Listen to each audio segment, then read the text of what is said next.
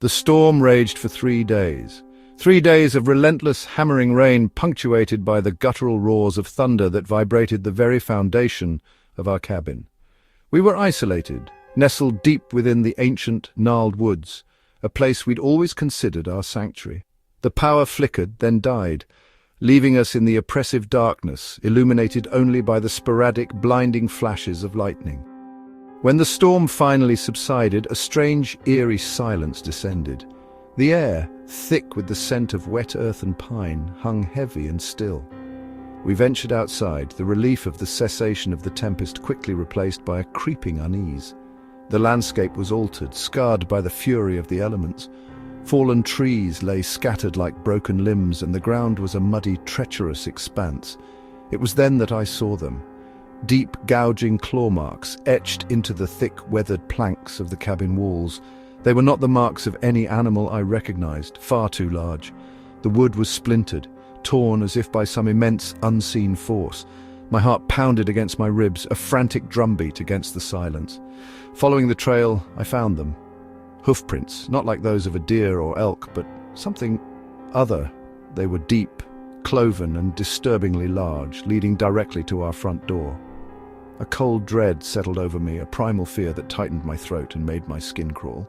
I traced the path, the strange hoofprints leading into the woods, then disappearing into the dense undergrowth. That night, the silence was broken by a new, more insidious sound, a scratching, a scraping, a persistent rhythmic clawing against the glass of our windows. It was a sound that burrowed into my soul, a sound that spoke of something ancient and malevolent. I moved through the dark cabin, a flickering candle my only guide, checking each window, finding nothing but the black expanse of the forest staring back. My daughter, Lily, usually a picture of vibrant innocence, was pale and silent. She clung to me, her small hand trembling in mine. Her eyes, wide and filled with a terror I had never seen before, were fixed on the darkened window. She whispered, her voice barely audible. "The man with no skin. He wants to come inside." I held her close, trying to soothe her fears, but her words echoed in the oppressive silence, amplifying the dread that already gripped me. I tried to reassure her, to tell her it was just the wind, just the branches scraping against the glass, but my own voice sounded hollow, unconvincing, even to my own ears. The scratching continued, a relentless, maddening sound that seemed to grow louder, closer. I pulled the curtains closed, trying to block out the darkness, the unseen presence that lurked beyond. But the scratching persisted, a constant reminder of something unseen, something waiting. The night stretched on, an eternity of fear and anticipation. I sat rigid, listening to every creak, every rustle, every scratch. I watched Lily, her small form curled against me, her breathing shallow and uneven. The first rays of dawn crept through the gaps in the curtains, painting the cabin in a pale grey light. I rose, my limbs stiff and aching, and went to check the front door to reassure myself that it was still locked, still secure. The door hung open, swinging silently in the morning breeze.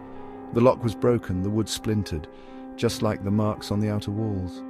I stood there, frozen, my heart a leaden weight in my chest. Lily was gone. The latch clicked softly behind me, the sound echoing in the sudden stillness of the house. My heels tapped lightly on the wooden floor as I moved through the hallway. The only light source, the faint glow from the street filtering through the front window. It was late, later than usual, and the silence felt heavy, almost expectant. I rounded the corner into the living room, my hand reaching for the light switch, but then I saw him. He was sitting in his usual armchair, the one by the fireplace. The room was plunged in darkness, save for the sliver of moonlight that fell across the rug. His silhouette was unmistakable, the familiar slump of his shoulders, the way his head rested slightly to the side. A soft sound escaped my lips, a silent expression of surprise or greeting. No response. I flicked the light switch. The sudden brightness made me blink. He didn't. He was facing the window, his body unnaturally still. His hands rested on the arms of the chair, fingers curled loosely. I moved closer, a knot of unease tightening in my stomach. A quiet concern flickered through my thoughts, a silent inquiry about his well-being. Still nothing. I walked around to face him. His eyes were open, fixed on some unseen point beyond the glass. They didn't blink. His face was pale in the artificial light, and a strange, wide grin stretched across his lips. It wasn't his usual smile. It was too wide, too fixed, and it didn't reach his eyes. A silent question formed in my mind, a growing sense of wrongness. I reached out a hand, hovering just above his arm. The air around him felt cold. He didn't flinch, he didn't move. His gaze remained locked on the darkness outside, the unsettling grin plastered on his face. A wave of fear washed over me. I took a step back, my mind racing. Had something happened? Was he ill? But that grin, that awful, fixed grin. A shiver ran down my spine. I didn't want to touch him. I didn't want to get any closer. I backed away slowly, my eyes never leaving his face. The grin remained, unwavering. I turned and fled the living room, my bare feet silent on the stairs. I rushed into the bedroom, fumbling for the lamp switch. The sudden illumination felt like a small comfort. I didn't know what else to do. I couldn't stay in that room with him, with it. I pulled back the covers and slid into bed, my body tense. I stared at the bedroom door, half expecting to see that grinning face appear. Sleep didn't come easily. Every creak of the house, every rustle of leaves outside the window sent a jolt of fear through me. I kept imagining those unblinking eyes, that grotesque smile. Eventually exhaustion won, and I drifted into a fitful slumber. A pressure on my shoulder startled me awake. His presence beside the bed registered with a wave of confusion. His face was pale, his eyes wide with a fear I had never seen before. A silent urgency emanated from him, his wide eyes conveying alarm. A questioning look formed on my face. He gestured frantically towards the door, a silent communication of something being amiss downstairs. His expression conveyed intense fear and a need for me to understand. My blood ran cold. The image of that fixed grin flashed in my mind. A silent inquiry formed in my mind, mirroring the terror in his eyes, a wordless question about the source of his fear. He gripped my arm tighter. His eyes darted towards the door, urging me to follow. I didn't want to. Every instinct screamed at me to stay in this room, to hide under the covers and pretend none of this was happening, but his fear was palpable, and I knew I couldn't stay here alone. We crept out of the bedroom, our footsteps silent on the landing. The air downstairs felt heavy, charged with an unseen dread. He led the way, his hand gripping mine so tightly it hurt. We paused at the edge of the living room, peering into the darkness. And then I saw it. The silhouette was still there in my usual armchair this time. The moonlight cast an eerie glow on its form. He reached for the light switch, a silent decision made to confront whatever was in the room. The sudden burst of light illuminated the room. It was sitting exactly as I had left it, stiff, unmoving, and on its face, stretched wide in the artificial light, was that same horrifying grin.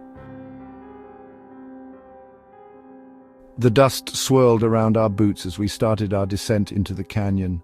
The air was thick and still, the silence broken only by the crunch of our footsteps on the loose rocks. We were a group of 5, friends since college, drawn to this remote place by a shared fascination with the unknown. The local legends spoke of strange disappearances within these walls, whispers carried on the wind, and an unsettling feeling that lingered long after leaving. The path wound deeper, the towering canyon walls rising on either side, blocking out more and more of the sky. The sunlight that had been bright at the rim now felt muted, casting long, distorted shadows that danced with our movements. An unspoken unease settled among us, a prickling sensation of being watched, though we saw nothing but rock and scrub. We set up camp in a small clearing as dusk began to paint the canyon walls in shades of orange and purple. A fire crackled merrily, casting flickering light on our faces. We ate in comfortable silence, the usual banter absent, replaced by a shared awareness of the canyon's oppressive presence. As darkness fully enveloped the canyon, a new sound emerged. Faint at first, like the rustling of leaves in a distant breeze, it grew steadily, morphing into a chorus of whispers. They seemed to rise from the valley floor below, a murmuring symphony that wrapped around us. Then, the chilling part. The whispers began to coalesce, forming words, our names. They were spoken in familiar tones, voices we knew, yet twisted with an unsettling echo. My own name drifted up, whispered in what sounded like my mother's gentle voice, a voice I hadn't heard in years. A cold dread seeped into my bones. The first to change was Mark. He had been his usual boisterous self throughout the hike, but now he sat by the fire, unnaturally still. His gaze was fixed on the darkness beyond our campsite, a faint, unsettling smile playing on his lips. When I caught his eye, the smile widened, too wide, revealing teeth that seemed a little too sharp. He didn't blink.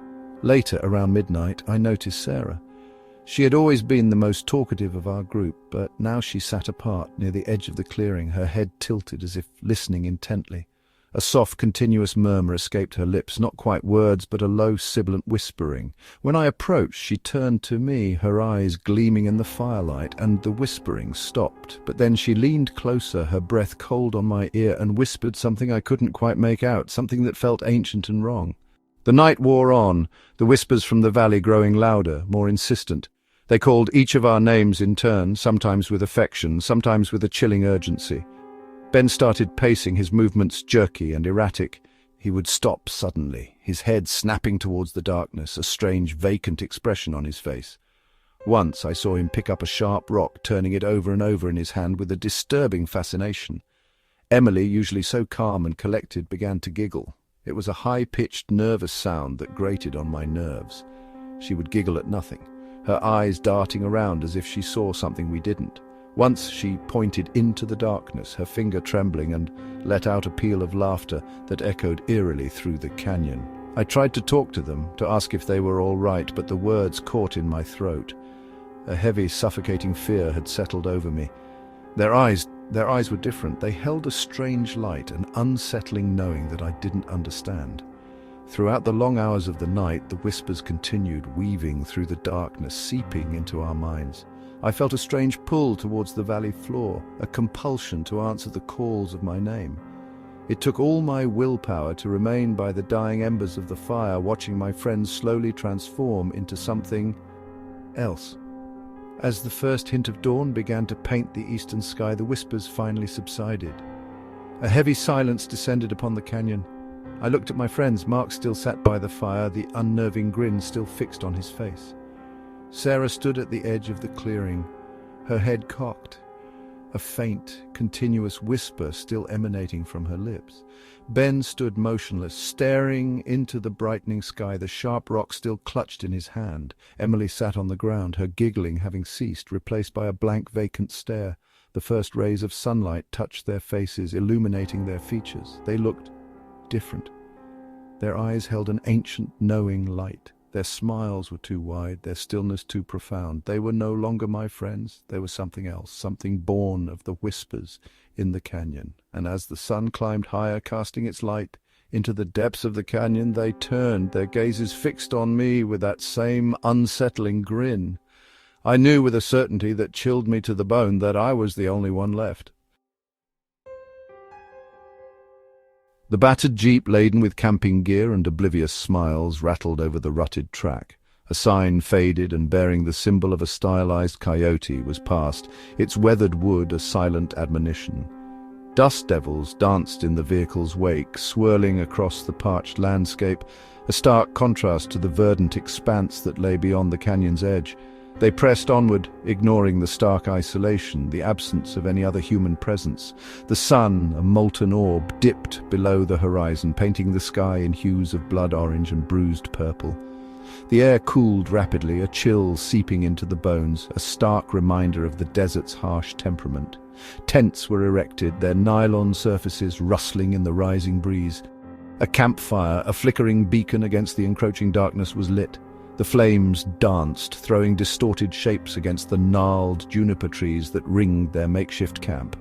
The scent of pine and dry earth filled the nostrils, a seemingly tranquil aroma, yet one that held an undercurrent of something ancient and unknown. The moon, a sliver of silver in the vast star-studded sky, offered little illumination. The darkness deepened, becoming a tangible entity, pressing in from all sides. The crackling of the fire became the sole sound, a fragile barrier against the silence that seemed to hold its breath. One camper, drawn by the allure of the star-filled night, wandered from the fire's comforting glow. He ventured into the trees, his footsteps muffled by the soft earth. The darkness swallowed him whole. A single, high-pitched cry tore through the night, abruptly silenced. The remaining campers, startled, exchanged glances, but the silence that followed was profound. Another, emboldened by a false sense of security, left the camp to investigate. He pushed through the dense undergrowth, the branches snagging at his clothes. He stopped, a sense of disorientation gripping him. The forest, once a backdrop, now seemed to possess a malevolent sentience. A rustle of leaves, a snap of a twig, a sound that was not quite animal, not quite human, reached his ears. Then nothing. The third, anxiety mounting, attempted to rally the others. He scanned the perimeter, his eyes straining to pierce the darkness. He called out, his voice a strained whisper against the vast silence. A sudden, sharp intake of breath, a stumble, and then only the sound of leaves being disturbed. The final camper alone, huddled by the dying embers of the fire. The night had transformed into a living nightmare. The absence of his companions was a suffocating presence. He rose, his limbs trembling, and ventured into the tree line. The forest was a labyrinth of shadows, the moonlight filtering through the branches, creating grotesque patterns on the forest floor. He progressed, a primal fear driving him onward. A glint of something pale caught his eye. He approached, his breath catching in his throat. His eyes widened in horror. Suspended from the branches of a towering pine, his companions dangled, their skin flayed, their bodies mutilated. The crimson stains on the bark, the glistening remains, the utter desecration. The air shifted, a scent acrid and musky filled his nostrils. A sound, a low, rasping scrape, reached his ears. He turned, his gaze sweeping across the darkness. A figure stood in the shadows, its form indistinct, its eyes gleaming with an unnatural light. It was tall, its silhouette blending with the trees, its posture suggesting a creature of both man and beast. A sense of primal terror gripped him, a knowledge that he was in the presence of something ancient, something that existed beyond the realm of human comprehension. It moved, a fluid, silent glide, its form shifting, distorting. Its eyes, burning like embers, locked onto his. He turned, his legs propelling him in a frantic dash, his heart pounding against his ribs. The creature pursued, its form a blur in the darkness, its presence a suffocating dread. The forest, once a place of beauty, had become a hunting ground, and he, the prey. The snow, a pristine, deceptive blanket, stretched across the ancient forest, its surface marred by an intricate, unsettling pattern.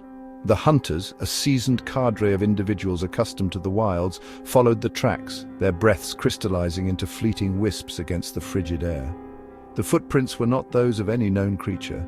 They possessed an aberrant size, a strange, almost geometric precision, and an unsettling depth that suggested a being of considerable mass. The sun, a distant dying ember, surrendered to the encroaching twilight, painting the snow-laden pines in hues of violet and grey. The radio, their lifeline to the outside world, began its descent into chaos, emitting a discordant symphony of static and fractured frequencies. A sense of disquiet, a primal fear permeated the group. The tracks led them deeper into a section of the forest where the trees grew gnarled and contorted, their branches forming a skeletal canopy that obscured the last vestiges of daylight. The hunters, their senses heightened, maintained a tight formation, their rifles held at the ready. The static on the radio intensified, morphing into a series of distorted, almost recognizable sounds. The sounds, a twisted imitation of their own voices, echoed through the trees, creating an unsettling chorus of phantom whispers. A chill, more profound than the biting cold, settled upon them. One of their number, a man named Elias, veered from the path, his silhouette disappearing into the dense undergrowth. The others, their hearts pounding against their ribs, called out, but only the distorted echoes of their own voices responded. A frantic search ensued, their flashlights cutting through the darkness, illuminating the stark white of the snow and the dark, looming shapes of the trees. They found him near a fallen tree stump, his form crumpled, his skin separated from his body like a discarded garment. The sight, a grotesque tableau, sent a wave of horror through the remaining hunters. The radio, now a conduit for pure, unadulterated noise, emitted a cacophony of screeching static. The hunters, their minds reeling, attempted to comprehend the reality of their situation. The realization, a chilling, insidious truth, crept into their consciousness. One of them, amidst the group, was not who they appeared to be. The mimicry, the distorted voices, the flayed skin, it was a calculated deception, a macabre performance. The remaining hunters, their trust shattered, their camaraderie dissolved, moved with a newfound caution. Each glance, each rustle of leaves, each snap of a twig became a source of paranoia. They scanned each other, searching for any telltale sign, any subtle alteration that would betray the imposter. The static from the radio, a constant grating presence, seemed to amplify their fear, to mock their desperation. The tracks, now blurred and indistinct, continued deeper into the heart of the forest. The hunters, their numbers dwindled, their resolve weakened, followed, driven by a desperate need to escape, to survive. The darkness, a tangible entity, enveloped them, obscuring their vision, amplifying their fear. The sounds of the forest, once familiar, now seemed alien, menacing. The wind, a mournful sigh, carried the scent of pine and something else, something metallic, something acrid. They found a clearing, a small circular space surrounded by towering pines.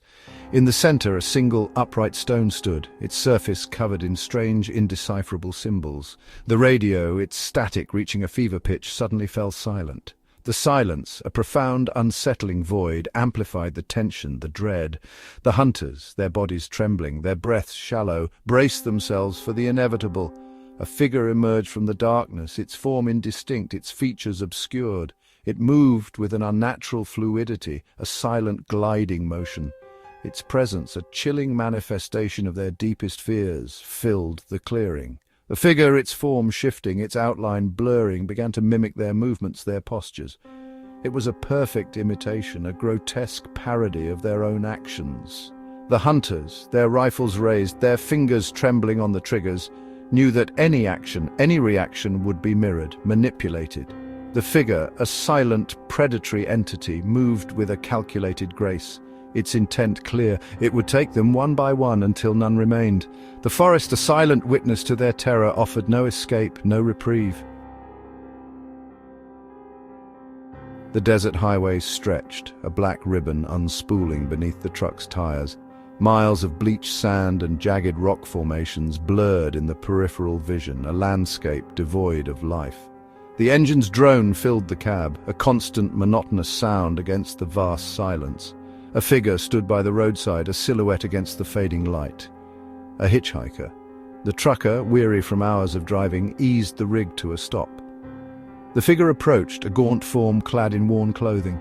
They climbed into the cab, a silent presence. The truck resumed its journey, the headlights cutting through the encroaching darkness. The hitchhiker sat rigidly, their face obscured by the dim interior.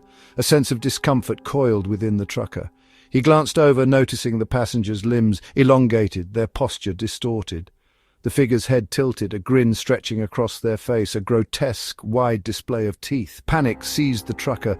He gripped the steering wheel, his knuckles white. The figure's body twisted, its form contorting, limbs extending further, the grin widening into a horrifying expanse.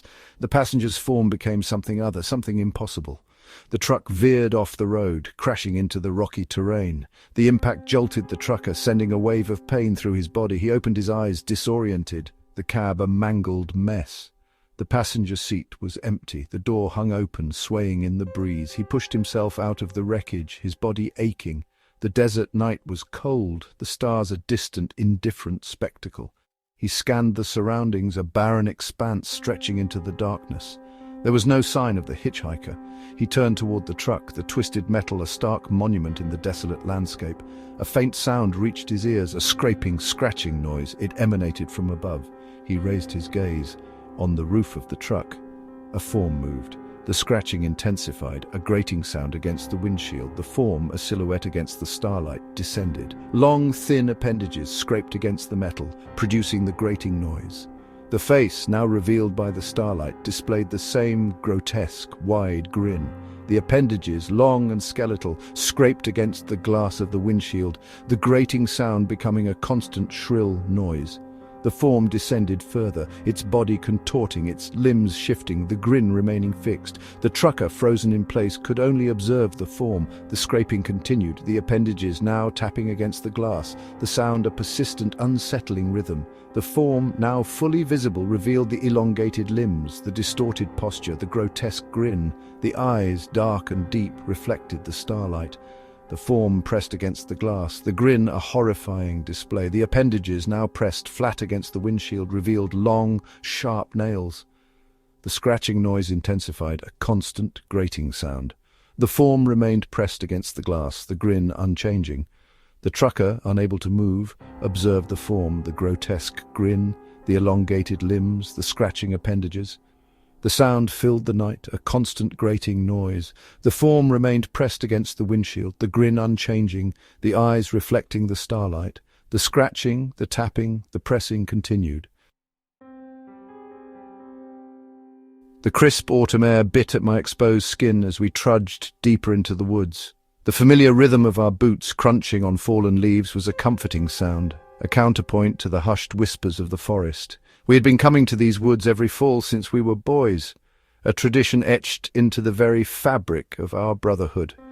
The scent of damp earth and decaying leaves filled my nostrils, a smell I always associated with a sense of quiet anticipation. Sunlight filtered through the canopy in dappled patterns, painting shifting mosaics on the forest floor. My brother walked a few paces ahead, his familiar silhouette framed against the backdrop of towering trees. We followed a winding deer trail, our eyes scanning the undergrowth for any sign of movement. The silence between us was comfortable, a shared understanding that transcended the need for words. We knew each other's habits, our hunting styles, our unspoken expectations for the day. At a fork in the trail, we paused. He gestured to the right, indicating a set of fresh tracks heading in that direction. I nodded, taking the left path, knowing we would circle back to the main trail later. This was our usual strategy, increasing our chances of spotting game. The woods soon swallowed him from my sight, the trees closing in around me like silent sentinels. The sounds of my own movements became more pronounced. The rustling of my jacket, the crunch of my boots. The forest seemed to hold its breath, the only other sounds the occasional chirping of a hidden bird or the distant drumming of a woodpecker. I continued along my chosen path, my senses on high alert. The thrill of the hunt, the quiet focus, was a familiar and welcome feeling. Time seemed to slip away as I moved through the trees, my thoughts solely on the task at hand. Then I heard it, a sound that instantly shattered the peaceful rhythm of the woods. It was his voice, undeniably his, but twisted, stretched, wrong. It was a cry for help, but the very timbre of it sent a shiver of primal fear down my spine. It sounded as if his vocal cords had been pulled taut, the sound elongated and distorted into something barely recognizable, yet undeniably his. My heart leaped into my throat. I stopped dead in my tracks, my breath catching. That was him. Something was wrong, terribly wrong. I spun around, trying to pinpoint the direction of the sound. It seemed to come from the east, deeper into the woods, away from the main trail. Without hesitation, I broke into a run, my earlier focus on the hunt completely forgotten. Adrenaline surged through my veins, propelling me forward. The distorted calls came again, more frantic this time, each syllable elongated and warped into an unholy sound. Panic clawed at my throat. I pushed through thick undergrowth, branches snagging at my clothes, thorns tearing at my skin. The forest floor became uneven and I stumbled, righting myself quickly and continuing my desperate sprint. The calls continued, each one a horrifying echo of my brother's voice, yet so fundamentally altered that it chilled me to the bone. It was like hearing a familiar melody played on an instrument that was broken and twisted. I followed the sound, my fear growing with each distorted cry. The woods seemed to grow darker, the trees looming over me like menacing figures. The air grew heavy, the familiar scent of the forest replaced by something else, something metallic and cloying. Finally, through a dense thicket of trees, I saw him. He was standing near a large moss-covered log, his back to me. His posture was stiff, unnatural. He wasn't moving. "Hey!" I called out, my voice hoarse from running. He didn't respond. I ran closer, my relief at finding him quickly turning to a fresh wave of unease. There was something terribly wrong with the way he was standing, the stillness of his body. As I rounded the log, I saw his face. My breath hitched in my throat, my blood ran cold, the world seemed to tilt on its axis. It was him, it was his face, his eyes, but his mouth, there was no mouth. Just smooth, unbroken skin where his lips should have been. His eyes were wide, impossibly wide, filled with a terror that mirrored my own. They darted frantically, pleading silently for something I couldn't comprehend. And then the thing wearing his skin smiled. The skin around where his mouth should have been stretched and contorted, forming a grotesque, unnatural smile. It was wide, too wide, revealing rows upon rows of teeth that were not his, teeth that were sharp and pointed and wrong. The eyes, his eyes, remained wide with unimaginable horror, locked on mine. The smile widened further, and a sound, a wet gurgling sound, began to emanate from the smooth skin where his mouth used to be. The flames danced and crackled in the center of our small circle, casting flickering shadows that stretched and writhed among the trees. The night was deep, the air crisp and carrying the scent of pine and damp earth. We sat huddled together, the warmth of the fire a welcome barrier against the encroaching darkness. One by one, we shared tales meant to chill and unsettle. Whispers of local legends, encounters with the unexplained, stories passed down through generations. Each narrative was punctuated by nervous laughter and the comforting rhythm of the fire. The pile of firewood beside us dwindled. Mark, ever the practical one, stood up. Stretching his arms above his head, he nodded towards the black expanse beyond the firelight, a silent indication of his intention to replenish our supply.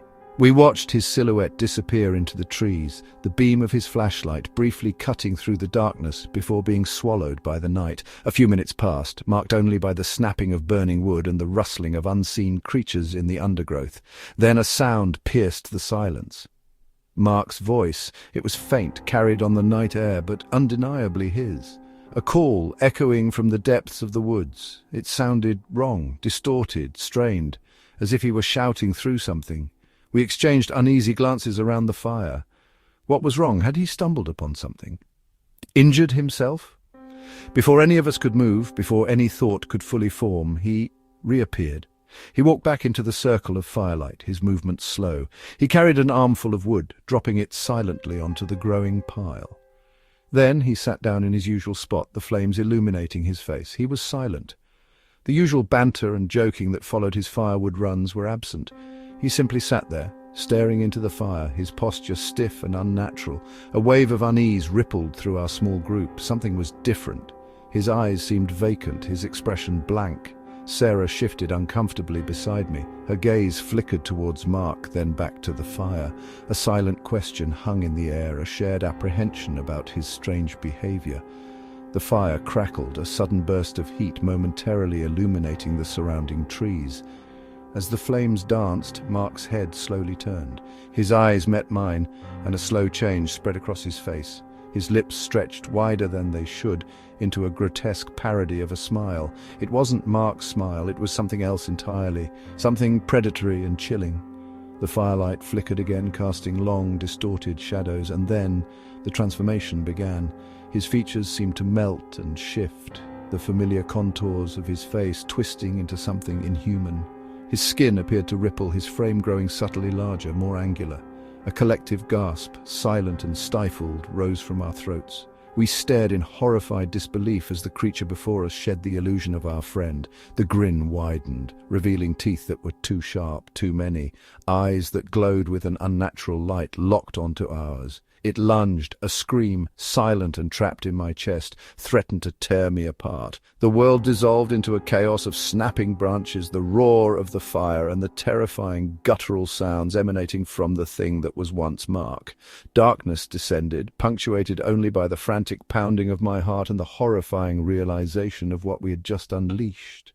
The campfire, our beacon of warmth and safety, now illuminated a nightmare. The earth was soft beneath our shovels, the rich soil of the land that had belonged to our family for generations. We worked in silence, the only sounds the rhythmic scraping of metal against dirt and the distant caw of a crow. The late afternoon sun cast long shadows across the newly turned earth, marking the final resting place of our grandfather. A week passed, each day a muted echo of the grief that had settled over the house. We moved through our routines, the absence of his booming laughter and familiar presence a constant ache. Then, one evening, as dusk painted the sky in hues of orange and purple, my gaze drifted towards the edge of our property. The old stone wall marked the boundary, a familiar landmark. But something else was there. Silhouetted against the fading light, a figure stood by the wall, unnervingly still. The posture was instantly recognizable. The slight stoop, the way the head tilted ever so slightly to one side, and it was him. A jolt of disbelief so potent it felt physical shot through me. It couldn't be. I blinked, staring intently. The figure remained unmoving, its gaze seemingly fixed on the house. On us, I turned away, a tremor running through me. My mind struggled to reconcile what I had seen with the undeniable reality of the burial. Later that night, the unease lingered. Sleep offered little respite, filled with fragmented images of the burial and the figure by the wall. The next morning, the memory of the sighting felt both vivid and impossible. I tried to dismiss it as a trick of the light, a manifestation of grief. But the image remained stubbornly clear. Driven by a need for certainty, I walked towards the burial site. The mound of fresh earth was still visible, the simple wooden marker bearing his name standing stark against the green of the field. Hesitantly I approached. Something felt wrong. The earth looked disturbed. Kneeling down, I ran my hand over the loose soil. It felt too soft, too yielding. A growing dread began to coil in my stomach. With trembling hands, I started to dig. The shovel bit into the earth easily. The silence of the field was broken only by the frantic rhythm of my digging. It wasn't long before the wood of the coffin should have been visible. But there was nothing, only more earth. Panic seized me. I dug faster, throwing clods of dirt aside. Deeper and deeper I went, but the coffin remained elusive. Finally, the truth became undeniable. The grave was empty. A wave of nausea washed over me. I scrambled out of the hole, my breath coming in ragged gasps. The empty grave stared back at me, a gaping void in the earth, mirroring the emptiness in my understanding. That night, sleep was impossible. Every shadow seemed to writhe, every sound amplified by my heightened senses. I lay in bed, staring at the ceiling. The image of the figure by the wall burned into my mind. Then, as the moon climbed high in the inky sky, I saw it again. A flicker of movement outside my window. I rose from the bed, my heart pounding in my chest. Peeking through the curtains, I saw the figure standing at the edge of the lawn. Much closer than before, the moonlight illuminated its form more clearly now. The familiar clothes hung loosely, the face was obscured by shadow, but the posture, the tilt of the head, it was unmistakably him. He stood there utterly still, his gaze fixed on the house. A cold dread seeped into my bones. This was not a trick of the light. This was not grief playing tricks on my mind. The next day passed in a haze of fear and confusion. We tried to make sense of it, to find a rational explanation for the empty grave and the reappearing figure, but there was none. As dusk approached, a heavy sense of foreboding settled over the house. We knew he would be back. We watched from the windows, our eyes scanning the darkness. The minutes stretched into an eternity. Then we saw him. Slowly he moved from the edge of the lawn towards the house. He reached the porch. The shadows concealed his face, but his presence was palpable, a cold, heavy weight in the air. We huddled together inside, our breaths held captive in our chests. The silence was broken only by the frantic thumping of our hearts. Then the porch creaked, a slow footstep, another. He was on the porch, right outside the door. We stared, transfixed, at the dark silhouette framed in the doorway. Slowly, the figure tilted its head, and then it opened its mouth. The jaw dropped wider and wider, stretching unnaturally. In the dim light filtering from the windows, we could see inside. There was no tongue, no teeth, no throat, only darkness, an absolute, infinite void where his mouth should have been. The grin we had seen before was gone, replaced by this gaping chasm of nothingness. It stared at us, this empty maw, and a terror beyond comprehension filled the house. Sunlight warmed my back as I played in the yard. The familiar scent of freshly cut grass drifted on the breeze. I kicked a bright red ball across the lawn, chasing after it with boundless energy. The wooden fence surrounding our property seemed a safe boundary to my world of play. My gaze drifted towards the old barn at the edge of our land. It stood silhouetted against the clear blue sky, a familiar landmark in my young life. Then I noticed someone emerging from its shadowed doorway.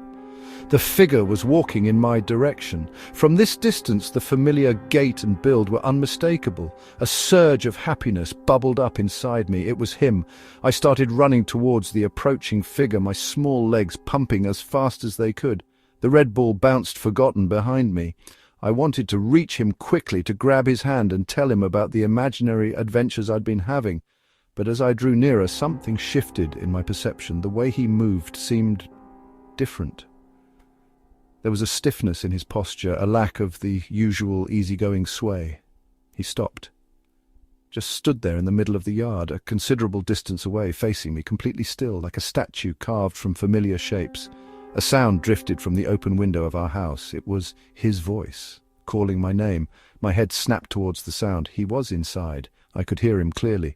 My attention flicked back to the figure standing motionless between me and the barn. Its head gave a sharp, abrupt turn towards the sound of the voice. The movement was jerky, disjointed. Then the limbs began to contort, not in a fluid, natural way, but with sharp angles and unexpected bends. It looked like something was trying to fold itself into a different shape. It started to move again towards the house in the direction of the sound. The motion was a grotesque parody of a human walk. Legs moved with an unnatural stiffness. Arms swung with an erratic, disconnected energy. It mimicked the way someone might walk, but without any of the subtle nuances of balance or intent. The figure continued its approach, this imitation of movement growing more disturbing with each step. My own feet remained rooted to the spot, the joy of play replaced by a cold, creeping sensation. The red ball lay abandoned on the grass, a splash of bright color against a scene that had become deeply unsettling. The figure kept coming. Sunlight dappled through the leaves overhead, painting shifting patterns on the forest floor. We moved as a loose group, kicking at fallen branches and trading jokes that echoed through the trees. Laughter bounced between us, a familiar soundtrack to our weekend adventures. The air was crisp and carried the scent of pine and damp earth. He was just ahead of me, his usual easy grin on his face as he tossed a pine cone to another friend.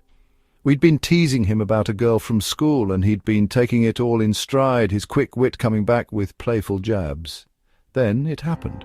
We were walking along a narrow path, the trees growing thicker on either side, when his voice just stopped.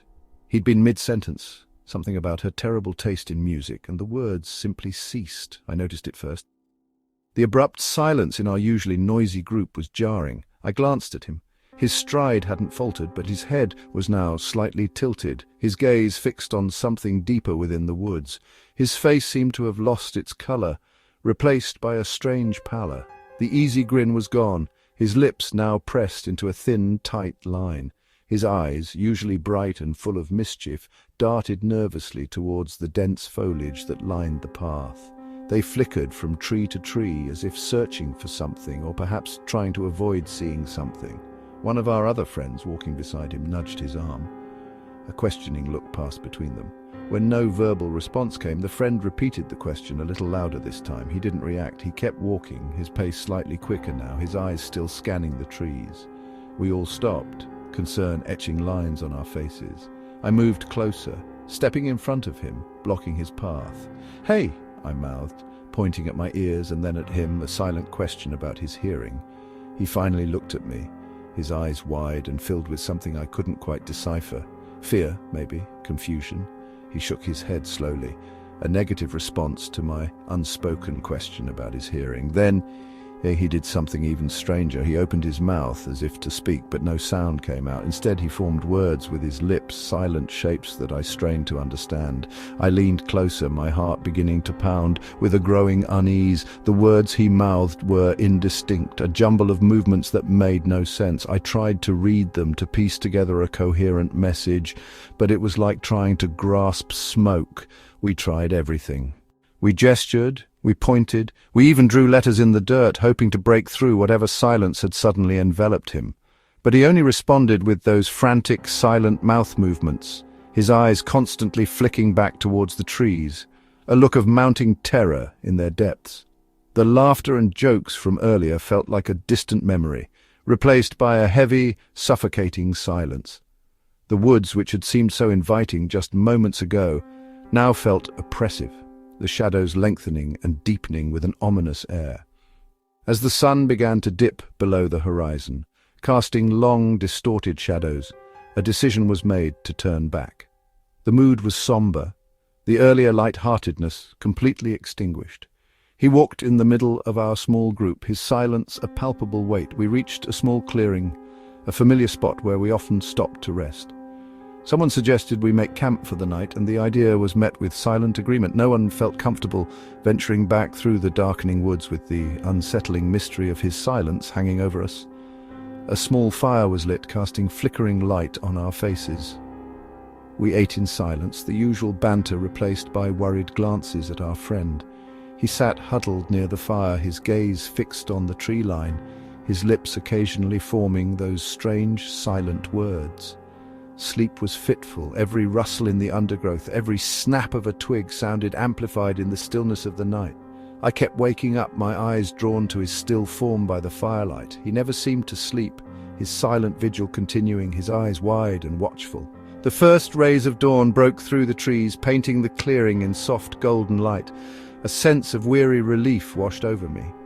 Soon, we could leave this place, try to understand what had happened. But as the light grew stronger, one of our friends gasped, a choked silent sound that ripped through the morning calm. I turned towards where he was pointing, my breath catching in my throat. He was lying near the edge of the clearing, his body still. We rushed to him, our hearts pounding with a terrible premonition. His eyes were wide open, staring blankly at the sky. His face was contorted in an expression of utter horror, and his mouth was stretched into a wide, grotesque grin, but no sound escaped. It was a silent scream, frozen on his face, a voiceless testament to some unimaginable terror he had witnessed in the silent depths of the woods. The sun, a merciless hammer, beat down on the cracked earth. Dust devils danced in the shimmering heat, mimicking the frantic pulse in my temples. I stumbled, my boots kicking up miniature sandstorms, the landscape a monotonous canvas of ochre and bone. The trail, a faint scar across the desert skin, had long since vanished.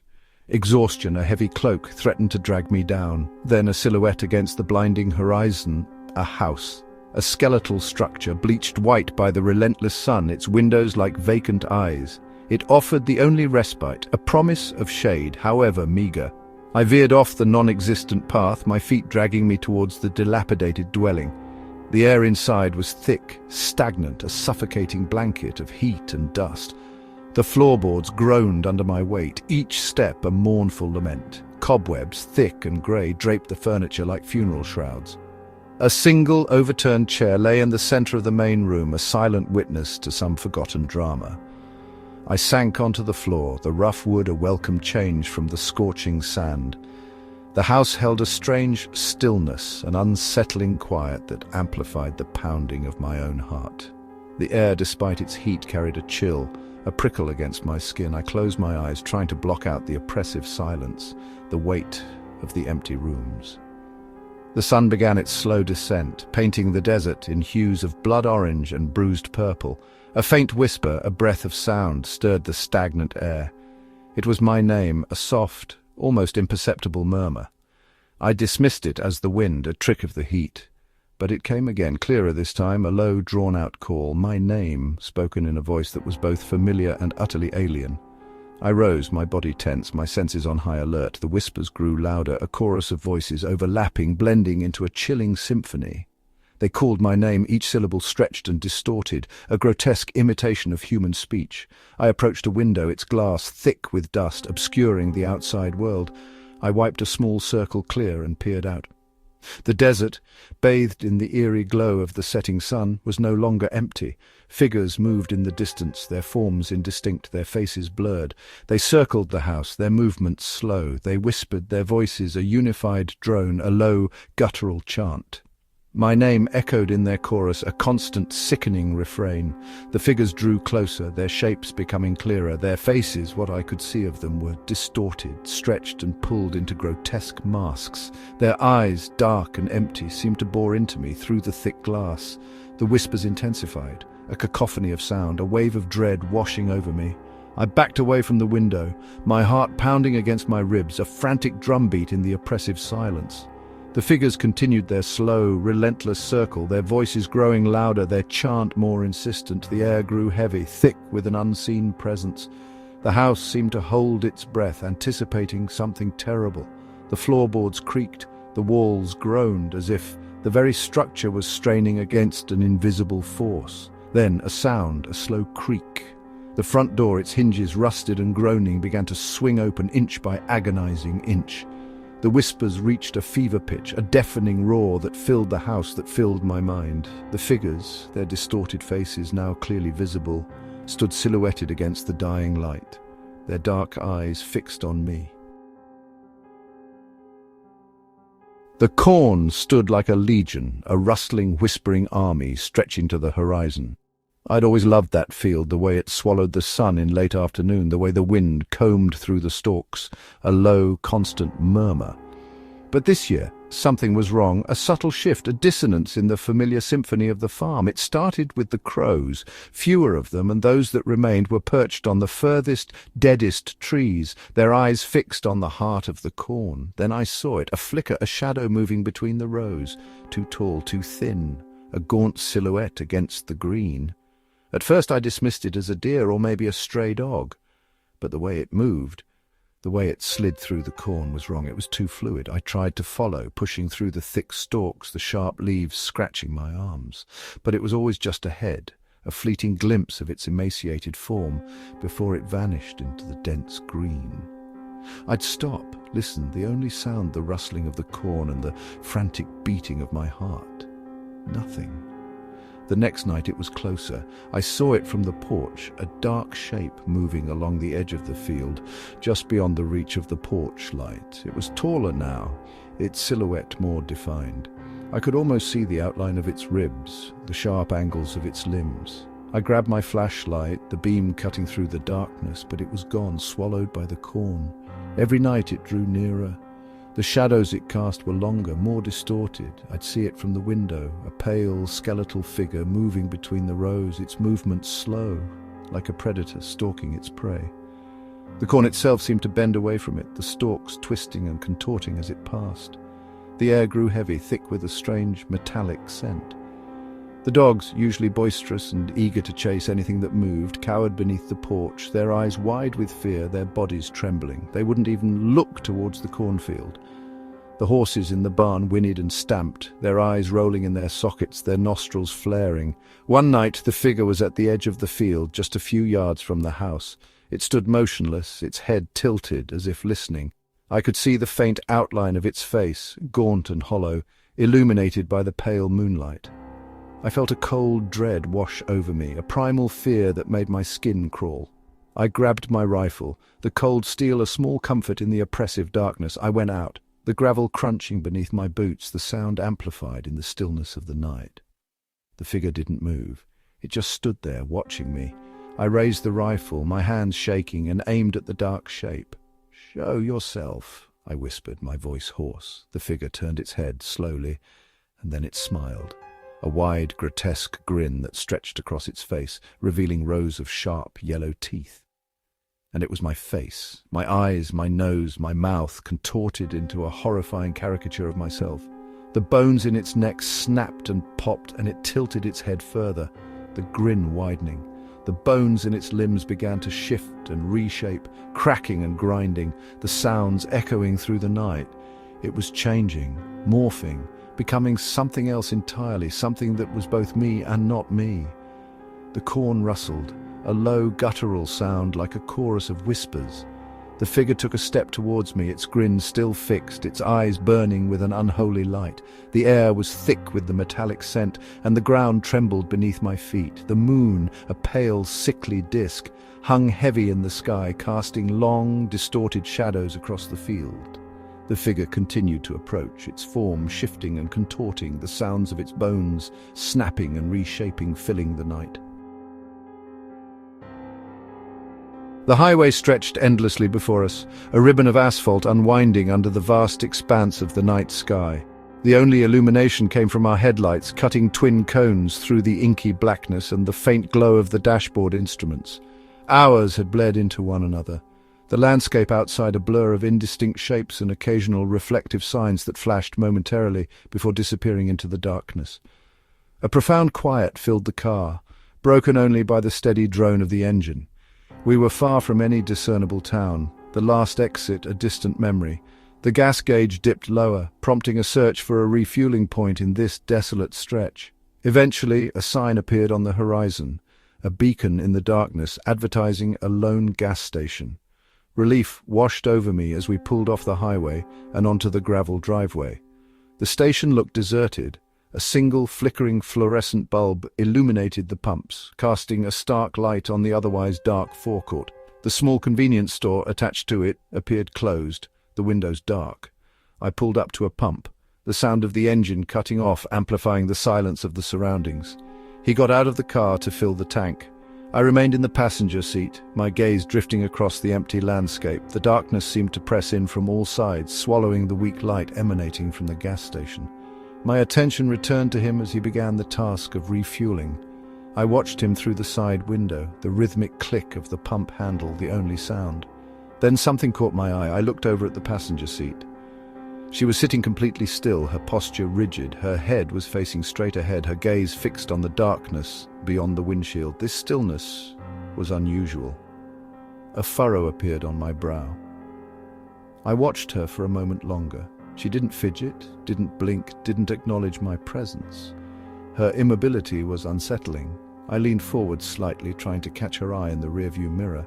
Her reflection stared back, her face devoid of expression, her eyes wide and dark.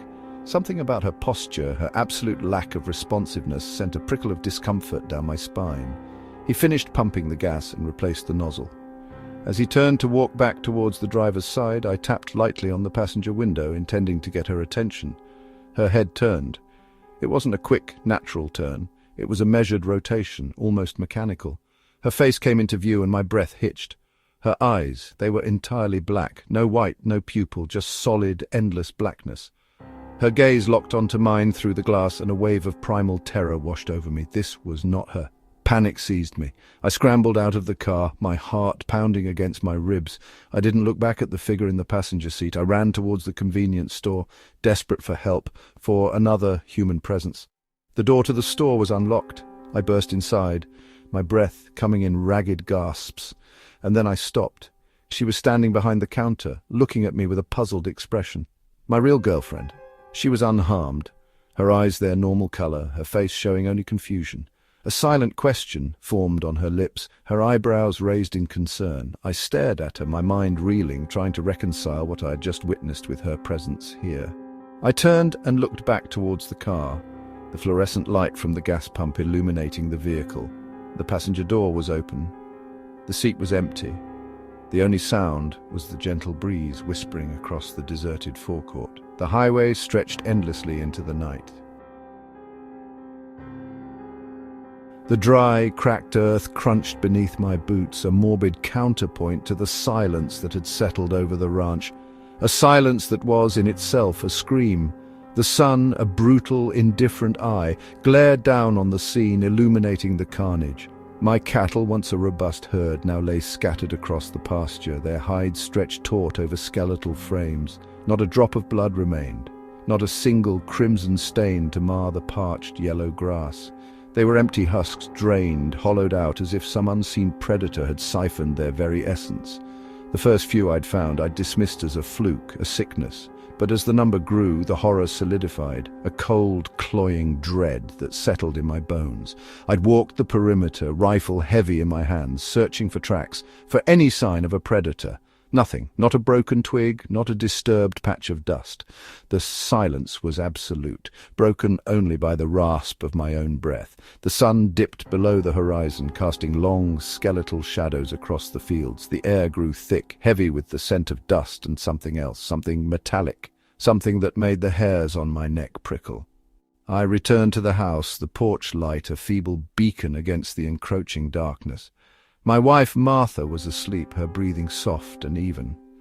I watched her for a moment, the rise and fall of her chest a small comfort in the face of the day's unspeakable discoveries. I checked the locks, secured the windows, a ritual I'd performed countless times, but tonight it felt different. Less a precaution and more a futile attempt to barricade myself against something unknown. I settled into my armchair, the rifle resting across my knees, and waited. The house creaked and groaned, settling into the cool night. The wind, a restless phantom, whispered through the eaves. The silence returned, heavier now, pregnant with an unseen presence. Then I heard it, a soft, almost imperceptible sound, a whisper on the edge of hearing. My name, Martha's voice. It came from outside, from the darkness beyond the porch.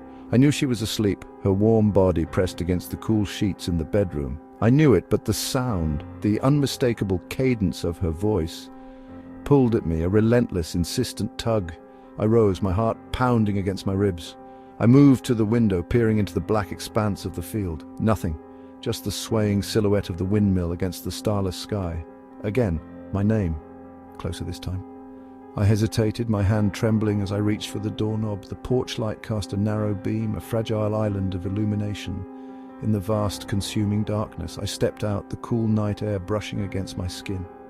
My name echoed again, a soft, pleading whisper carried on the wind. I turned, my gaze drawn to the edge of the field. A figure stood there, silhouetted against the inky blackness. It was Martha. Her posture, her build, the way she held her head. But something was wrong, terribly wrong. She stood motionless, her arms hanging limply at her sides. I started to walk towards her, my boots crunching on the gravel path. As I drew closer, I saw it, her face, or rather the absence of it, a perfect empty void where her features should have been. A smooth, featureless plain reflecting the faint light of the porch. I stopped, my breath catching in my throat. She remained still, her empty gaze fixed on me, my name a final, chilling whisper carried on the wind.